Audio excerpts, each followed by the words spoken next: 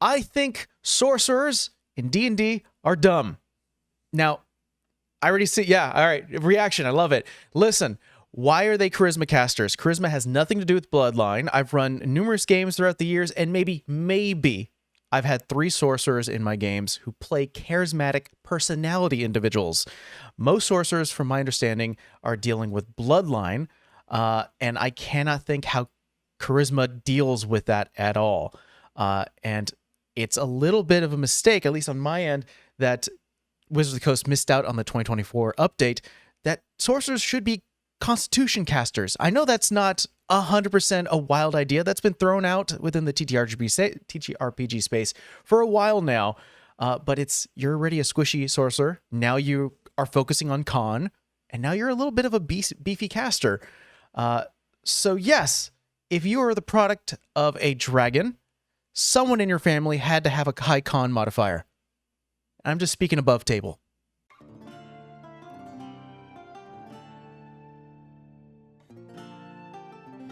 Welcome, Game Masters, players, TTRPG enthusiasts of all systems to Above Table, where we always underestimate the party. Today, I'm joined by fellow TTRPG content creator, dungeon master, actual play producer, Azrael. Welcome, buddy. Thanks, happy to be here. It's a pleasure to have another storyteller on the channel, but please tell people where they can find you, as well as the games that you're running. So the group I'm with is, we call ourselves the Wurst Experts.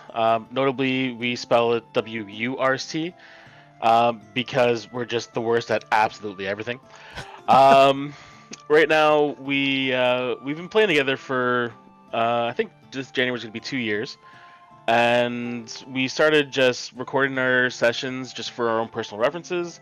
And then we're like, you know what, hey, let's start streaming because see if we can, make something there. So every Wednesday, we starting at 6 p.m. Pacific or 9 Eastern. We're streaming on Twitch, and you can find us at Wurst Experts Roleplay. Again, W-U-R-S-T. We also have our channel up on YouTube, where usually within about the week after, we will get our recordings posted there. And we started on TikTok as well. This one recently started on, what was it, October 20th or so. And it's actually been a lot of fun. I've really enjoyed creating the content there, going beyond just, posting clips and stuff from our weekly exploits. Starting to get into just all the other just crazy stuff you see on TikTok. And since then, I've been reaching out to other actual plays and content creators, and we've been, doing little shoutouts and sharing information to just spread the love, because great thing about all the TTRPGs is community, man. And the only way you're gonna get community is if you help build it yourself. So that's our kind of thing right now. Yeah. I mean, it's where we met. Absolutely. Absolutely ran into your TikTok videos. So, so if for anyone who is watching, please feel free to go over to the Wurst Experts, check out their content, and subscribe, follow, do all those nice things. Because, like you mentioned, sharing the love is very important, especially within the TTRPG space. Regardless if you're playing Dungeons and Dragons, Kids on Bikes, Blades in the Dark, what have you, go do that, share the love, and it's good that, and I also applaud the idea of you're playing a game and now it's like, well, why don't we just post this? Because stories should be shared. And so it's good that you're doing that. I like to do a little backtrack because, full disclosure too, this is the first time we've talked. And so I'd like to have a couple of icebreakers. First and foremost, let's jump back. Sorcerers, charisma casters? No. Thank you. Sorcerers Yes. should be Constitution, because it makes sense. Now, I get that maybe they went for charisma because it makes sense in some way, but at the same time, it's like you said, it's bloodlines, right? Because like you mentioned, if someone, if half of your bloodline is coming from a draconic standpoint, you're gonna have to have the Constitution there. Yeah. But at the same time, you also had to have the charisma to get a dragon into bed. Oh, okay. I see. So, I think Constitution base would be a cool change because you've already got warlocks and paladins that are really big on the charisma. Yeah. So give a little more love to Constitution and make it more than just this is the number everyone puts in like their second stat for health, right? Get a decent number up there. I would love to see obviously if Constitution was the main casting stat for a sorcerer, that you could maybe focus on other stats as well, just as a personality trait. Like imagine a very wise sorcerer, yeah, or a very strong sorcerer. It's like that, I was gonna that say would allow you the buff wizard. yeah, like buff wizard. Like if I'm out of spell slots, I will slug you in the face. Yeah. No, that'd absolutely be interesting. Second icebreaker question I have for you, and this one's sort of an interesting one. Now, correct me if I'm wrong, because I'm always still learning about this game.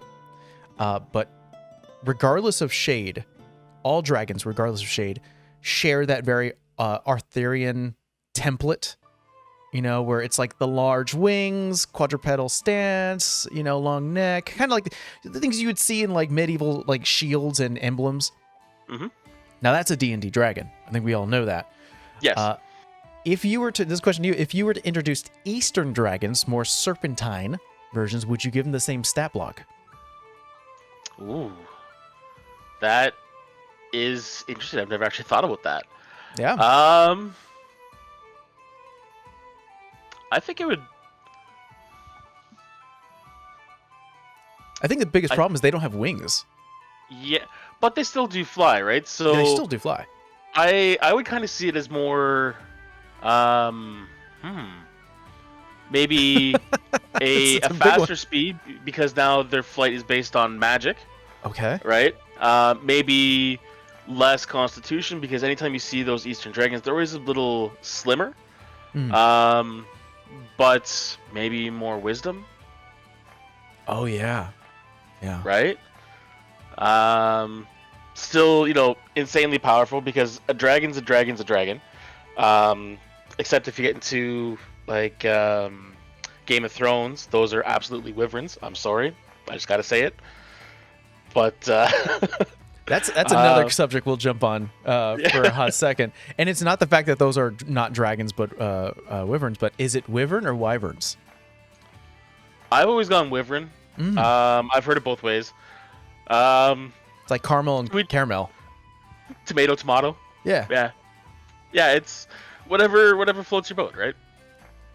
I like that idea. And I think I like the idea of shifting their stats a little bit. Like they're less hardy, but a little bit more conversational, maybe a little more wise. Like they can probably persuade you to do something else. But yeah, like you would have to rearrange a little bit of the stat block, like removing the wing attack because it doesn't have wings. Maybe making its tail attack a lot more beefier. Yeah, absolutely. Yep. Getting whacked by anything that is over 50 feet long is going to break a couple limbs, I think.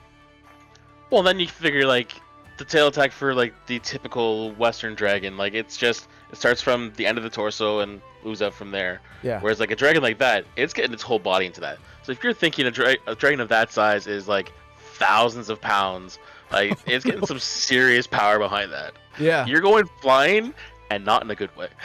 Oh no.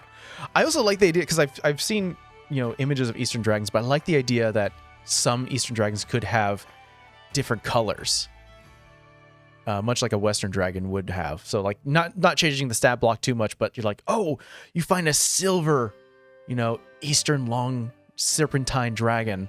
It's like that'd be such a great view. Well, that actually gets me thinking now because in our current campaign, which we have set in the Warhammer Old World, which is very much a play off of our world. So like they started in the Empire, which is effectively Germany and Europe. They went over to where the Dark Elves are, which is North America and Canada. We have a character that is from the Empire of Ind, which obviously is India.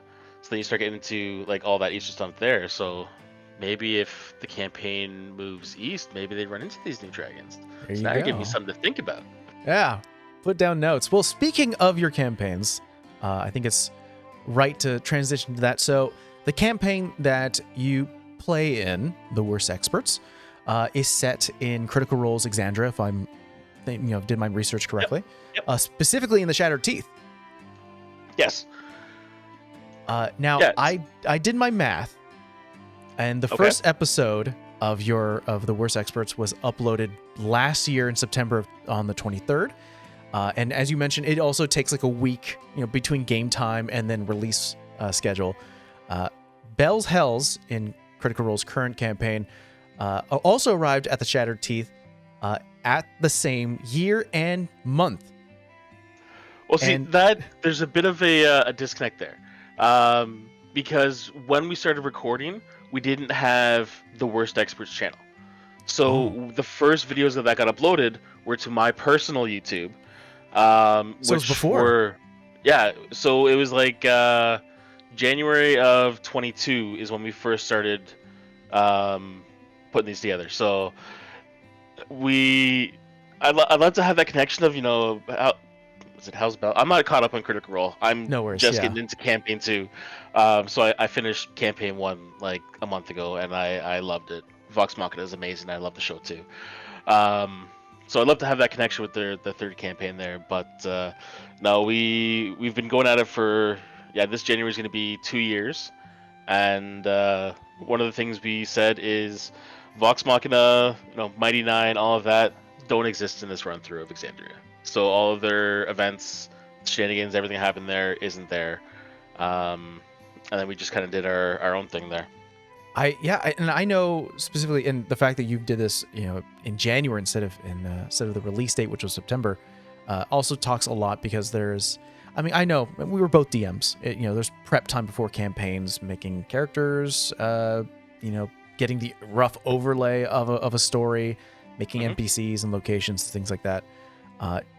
When the video went live on the Wurst Experts channel, and I know you said you didn't really keep up with Bell's Hells, did you ever hear any murmurings of oh yeah, Critical Role did go to the Shattered Teeth during that same time? Did that ever reach you? No, I don't think anyone's ever made that connection. Because like I said, we had the recordings just on, I would upload them for our own personal references. And then it was when we started putting everything together for our social media presence, that it was just downloading from YouTube and then putting up there. So I think there was 20 or so videos that we pulled off of my YouTube and uploaded to the channel. And so it was just get all of the content there as quickly as possible. Because I wanted to say that it was in all intents and purposes, if that is the fact that you guys did this game within the Shattered Teeth first, it's almost like you had first claim. You had to build, or at least for, I think it was Harold, your DM at the time, had to build out the Shattered Teeth in the way they believe it could be. And I was wondering if there was ever a moment that they saw or heard that they finally did make it an explorable moment in their campaign, that you were man, there were so many differences. Or was it we're kind of on the dot, this is a little weird? So Harold's not the DM. Harold is he's our resident screw up. Oh my God. No, our DM goes by the name of Unforeseen Hunter. Excuse me, I apologize. In the campaign that I run, he plays Bertrand, who is the Owlin Paladin from Bretonnia. I've seen the image. The reason he chose the Shattered Teeth is because he's always wanted to run the Mad Mage's dungeon, but he also really enjoys Exandria as a world. So because they hadn't gone to the Shattered Teeth, it made sense for him to bring the Wizard's Tower to the Shattered Teeth. And I think early in the campaign, he described it as you're going through a fog bank, and no one has any real idea of what's happening on the other side. So it really gave him that chance to build out. If we were to explore beyond the dungeon, then he's got a fresh world he can go into. That's really cool. That makes it so much easier to world build and really kind of get creative. Now, in terms of starting a campaign, obviously, I watched a little bit of the beginning, so it's you guys are on, heading towards the Shattered Teeth in that particular moment. For you, especially because I know you're a DM, you've created your own games, you've run your own games. Is there a favorite way that you start, or was there a favorite way you like to start a campaign? Like common scenarios of being like in a dungeon or in a traveling scene or even in jail. Actually, it's funny you mentioned that because I just put a video on TikTok a day or two ago answering that, or stitching to another video asking the same question. So it's go to their perfect. TikTok. I've only ever really run one campaign. The campaign I'm running now I call Rise of the Everchosen, and I first ran it as a family campaign, and then my partner got pregnant, and then that all kind of fell away because then it was just we were playing initially with my partner, my sister, and my dad, and then when she got pregnant, she didn't have the energy to stay up until 8-9 o'clock playing the game. Then it was just my sister and my dad, and it kind of felt a little lackluster, so it kind of fell away. And then Hunter wanted to take a bit of a break because he's kind of getting that DM burnout. I said, you know what? I've got this campaign set up. I've already know like the first number of sessions. We can go hours into this, and then I can build from there. So my way of starting every game I've run has been the same, starting for the exact same campaign, which is because it's set in the Warhammer Old World. If you're gonna start a campaign, it's gonna start with war. Yeah. Right. So it within the first 2 to 3 hours, I think is what our sessions average out to. They're being herded by an army of chaos towards a walled city, and the invasion begins. And this is reference to, and for those who may not know what we're talking about, this is the Never Chosen, right? Your campaign. Yeah. So they chose. So a little backstory on that. So I mentioned that Harold is our resident screw up. Which I have questions for. Yeah. Oh, it's fantastic. But that carries over into the Everchosen campaign. Because it's just his personality. Like the username he goes by is probably one of the greatest usernames I've ever seen in my almost 25 years of gaming. His username is Coming for That Booty, because he started with pirate games. Oh, good. Yeah, there you go. So it makes sense. It makes sense. Yeah, it does. But so his character, he plays Ezekiel in the Never Chosen, and they wanted to come up with a group name, and he just said, out of the blue, like, Ever Chosen, more like Never Chosen, and I'm like, I hate that that's the thing, but that's the thing. That's got to be the name. There's those experiences as a DM where your players make a choice, and you have to question whether or not this is a right thing to do. You're, why do you do this to me? Like, why do you twist my world into making it a joke? Which obviously is like half a concern and then half laughing along with them. So that's great. And I guess the follow-up question, which I think has already been answered, was, that since you have like this favorite way of opening a campaign, is that what you used for the first episode of the Never Chosen? Was that they were in the midst of war? Yeah. I've never been a huge fan of the idea that like no one in the group knows each other. So it started off that they've been adventuring together for weeks or months, and they just kind of get like swept up in everything.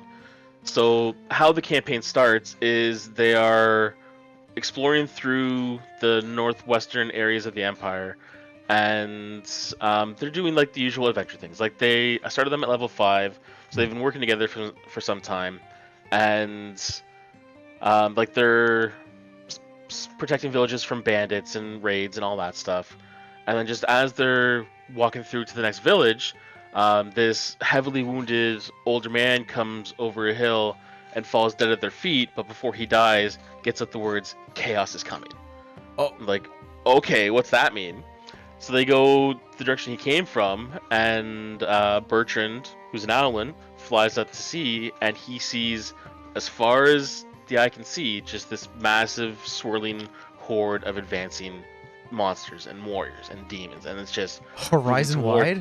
Horizon wide, yeah. Geez. And so they get pushed. It's like, okay, well, we're not going there, so let's run, which is the smart thing. And as they're running away, they're getting they're finding more of these groups of refugees that are just fleeing from this burning, the burning villages, and every person they talk to is just like, the White Wolf will save us. The White Wolf will save us. And so they're like, okay, what's that? And the people that have knowledge in Warhammer are able to make the connection of, well, the city of Middenheim, which is where they're being pushed towards, is the city of the White Wolf. So it's one of the most heavily defended cities in the Empire because it's right on that. Like, if the invasions of Chaos are coming in, it's going to break against that bulwark first. Yeah. So they gather up these people and they're like, okay, we're going to protect these people, get them to the city, get them to safety. And to really like emphasize how massive this army is I told them that every now and then they find a group of people that have broken off. They think, okay, maybe we're gonna have a better shot on our own. Smaller groups can make it through this massive army. And then a day or two later, they're finding those same people staked to trees with like their entrails cut out and like arrayed into 8-pointed stars with the symbol of chaos. It's like, not only are you being pushed from the west, but you're surrounded, and it really feels like you're being herded towards the city. Like the army wants to go to that city. Yeah. Oh wow. That would, as a player, that would be. I heavily involve myself in the idea that there is fun stress, in any sort of role-playing game where you can be stressed about a situation, and at the end of the game you can walk away going, oh, that was so much fun. I am shaking. That would put me in that position of like, what do we do? But that'd be the fun of it, is trying to find an answer. And the funny thing is, I know it obviously it sounds like there is like sort of this culminating maybe like a large moment happening within your story. But as we all know, us DMs, we hold on to secrets for a very, very long time. We think months and ahead sometimes. We're like, oh, that's going to be a plot point that I can't wait to pull. Has there ever been a time where you let a secret slip in-game on accident when you really shouldn't have? Like it shouldn't have come out that early. Actually, yes.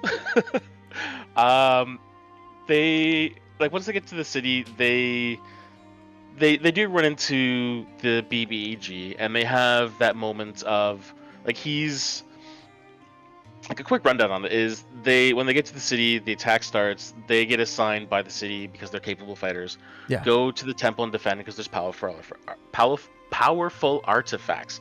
Oh, I can talk today. And when they get there, like the temple's already been attacked. They walk in, it's a bloodbath.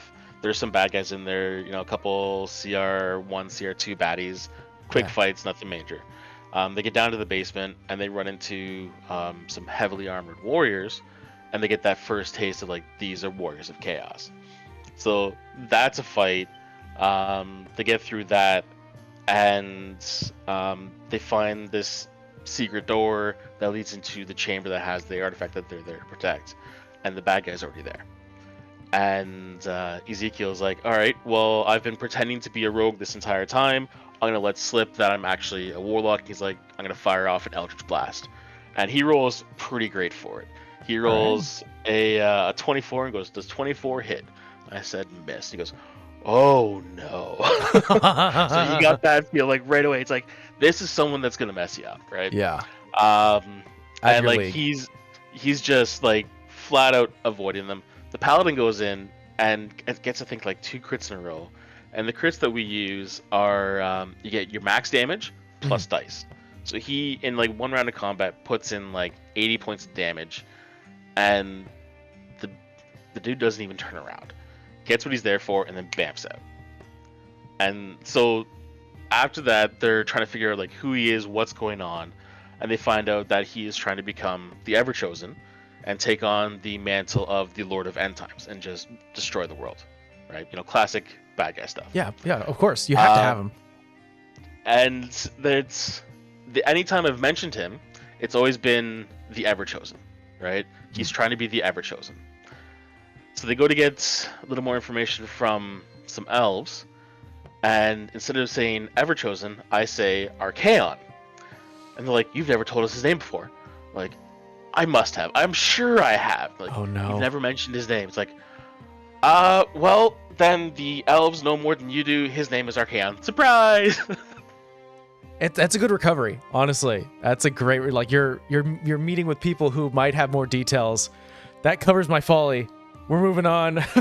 Yep. I had a masquerade party that I had my players go into, and they are looking for the host of the party, and I wanted it to keep it secret. So I was trying to do my best to, whenever I was like, oh, you see this person, they do something, and then he does this. Well, they knew that the host was a guy, and so I let it slip that I was using like the one character that was the host. I let slip like the he, him pronouns, and they were like, "Oh, we caught that," and I was like, "Damn, I was doing so well." Sometimes it just slips, you know. Yep. And sometimes you got that recovery, and sometimes you're just like, well, oh well. Yeah, sometimes you just gotta let it go. Well, when it comes to content creation, overall as a whole, whenever, like on your end, when the recording starts and the game's about to begin, what goes through your mind? Are you nervous, excited, sort of that energy? I'm nervous every time. Every time. And like I said, this group's been playing together for about 2 years. And then Hunter, Fox, who plays Cardinal she's gonna kill me if I don't get this right. Ratnarani, Okay. in my campaign, and Alton Bataran in the Wurst Experts. And then Shock, who is Calgar, the dwarf in mine, and Bastion, the Warforged in the Wurst Experts. We've been playing together for probably another year on top of that. Mm-hmm. So like, I'm great friends with these people, love them all to death. But yeah, every time it's like that nervousness of, like, I guess it's like innately I'm a very shy person. I don't like talking to people. And I play a game where I have to talk to people, and now it's being put out onto the internet, and not just streaming to, like the 3 or 4 people from a gaming clan that we're all part of, but now it's like being put out into TikTok where thousands of people are seeing these videos and clips that we're putting out. So yeah, it's, I guess you could say it's every DM's got that imposter syndrome of, am I telling a good story, right? Like I think there's that one meme on TikTok going around where it's just like, tell me I'm good, tell me I'm good, tell me I did a good job, Please, just tell me I'm good. I just need to hear it. Just please let me know. Yeah. So yeah, it scares me a little bit every time. I look forward to it all the time, and I'm always worried that I don't have enough prepared, because I've got the amount of stuff I have prepared for this campaign is amazingly small. Like they finished the first boss fight. Mm-hmm. They've got 4 or 5 more to go through that I have definitively planned, and I have a vague idea of how it's going to end. How they get there in between, I have no idea. No, I feel that, and yeah, that nervous energy. I think is every DM, especially, and I mean, maybe a little especially for those who record and produce and publish that content, because now not only are you performing for your players, but you're also trying to keep in mind, like, okay, I also have to maybe bring in high energy for a viewing audience who may click away if everything is kind of stagnant. And yeah, I'm with you there, that the nervous energy is always there. There's always a little bit of hint of excitement. Did that energy and sort of mental state change when you guys participated in the Make-A-Wish stream you did last year? Because now it's for a cause. No, actually, I'd say that there was Kind of more stays. excitement there. Yeah, because we haven't really changed how we play. But that was just like the excitement of, okay, we started streaming on our clan's Twitch channel. That's where most of us like got together with that, and like the clan that we're with is they're called Angels of Death. It's honestly probably one of the oldest gaming clans out there today. They started back in '99, and they've been going strong. I think there's like 1,500 members total Ooh. over about 7 or 8 different games. And every few months they will do a charity stream, usually for stuff like Step Up or Extra Life, where it's sending gaming, either consoles or games or material, out to deployed soldiers. Right, so they're all fantastic causes. And we're like, you know what?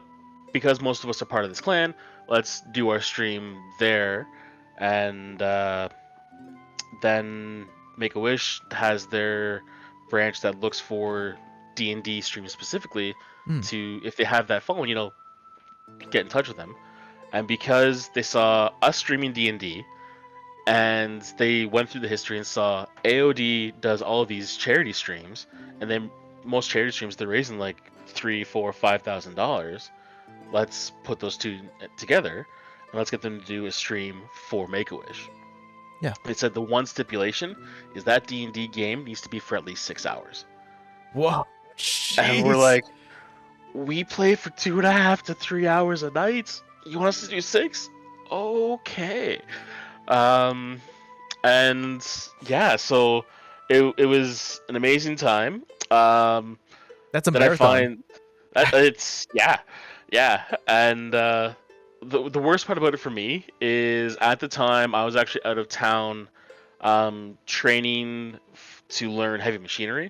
So I was staying in effectively a hotel room for 3 months, and I'm used to my computer chair, which is, got the support, it's comfortable. I've had it for probably Oh my 15 god, yeah, years different now. environment, and you're now having to And like substitute it and all. yeah, like think of like your basic office chair type deal where it's like just the seats and I'm the already back shifting. and there's no support. Yeah, you can feel it, right? Yeah. Do that for 6 hours. Oh no, thank you. I have like Uh, 4 pillows. You know what I mean? Like I got like everything ready. Yeah. And yeah, so we did that, and we didn't change a bit. I think the worst part about it was I shared the idea with my friends and family that we're going to be doing this stream to, raise as much money as we can. And then a notification pops up that my family donated, from my mom and from, at the time, my 6-year-old daughter. And this came in like an hour into the stream. Okay. And personally, I know I was already beyond count of how many F-bombs I've dropped. And I don't swear around my kids. And I'm like, Go to bed. yeah, Stop it's watching. great. It's great that she's watching, she's seeing it happen, but at the same time, oh, I feel like a terrible parent. Yeah, I have a little human as well, and it's a lot of like controlling yourself and remembering like, okay, they're little parrots, so sometimes you gotta watch yourself. But there have been times where like he'll be running around and I'll just be like, I'm in character and this character swears. F this, F that. Don't repeat. Yep. Just a lot of immediate regret. But at the same time, the times that they do repeat, it's used in context, is just beautiful. Yeah.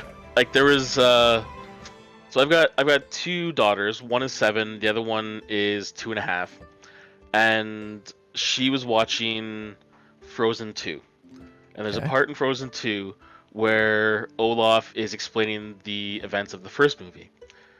And the one character that just gets like really surprised and goes, "Oh, what? Really?" And with crystal clarity from across the house, all I hear is, "What the fuck?" And I'm like, "Oh my god!" It's just like, You just have to turn around and be like, ditto, same. yeah, it's just, you can't punish that because you're laughing so hard, even though you shouldn't be. But yeah, it was perfect timing, perfect clarity, and perfectly appropriate for the scene. Well, I want to thank you so much, Azrael, for really coming on in and talking with me. I'm really excited to learn more about another storyteller as well as another DM who has sometimes a hard time keeping secrets. We're not alone. It happens to everyone. But I want to give you a little bit more time here to once again plug in where people can find you in the content that you make. So please have the chair. Yeah, so again, just going over what I mentioned before, we stream every Wednesday from 6 p.m. to 9 p.m. Pacific or 9 to midnight Eastern. Sometimes we go over because it's just the way things roll. We're on Twitch at Wurst Experts Roleplay. Again, that's WURST. You can also find us on pretty much every social media platform there is. We've got a link tree that connects everything. Facebook and Instagram, maybe we're not as active on it. Yeah. But YouTube, there's videos going up all the time. TikTok, I really spearheaded that one, so it's personally myself. Anytime an idea pops in my head of, hey, this is a great little clip I can do for D&D content, I'm gonna make it. Yeah, like the biggest thing right now is I'm reaching out to other content creators and actual plays just to share information and spread the love. And this is an Make a idea network. that came. This came from. Let me just get the name right. While you do that, and I'll give you one last sort of jump in here, but at least for the swag that you're wearing, is that something personalized or is that something other people can go grab? This was personalized. Oh, okay. Yeah. Maybe in the future. Who knows? Maybe in the future. Yeah. So yeah, I found the name. The content creator that I stole the idea from is her name is Sandra. She's with Stream of Enchantment. I found her on TikTok as well. And I thought it was a fantastic idea, and we jumped on board. Even just last week, we did our second shout out, which went out to Grimstone Gaming. So I'm a man of my word. I'm a man of my word. If you get in touch with me, I will share information. I'll get your information, and we will do those shout outs because I love community. I love sharing awareness, and I know there's a lot of fantastic content out there that just gets lost in the masses. So even if it's if one person from every group just reaches out to watch someone else's, that's an increase that they didn't have before. So every little bit helps. Everyone's really appreciative of it, and I've been loving the community in TikTok. I think the main takeaway and where we can end today's session is maybe we make up a new stat and we say that sorcerers are now share the love stat, and that's how we move forward. Absolutely. Yep. Yeah, totally with you on that. Thanks for joining us, everyone. We'll check you guys next time. Bye.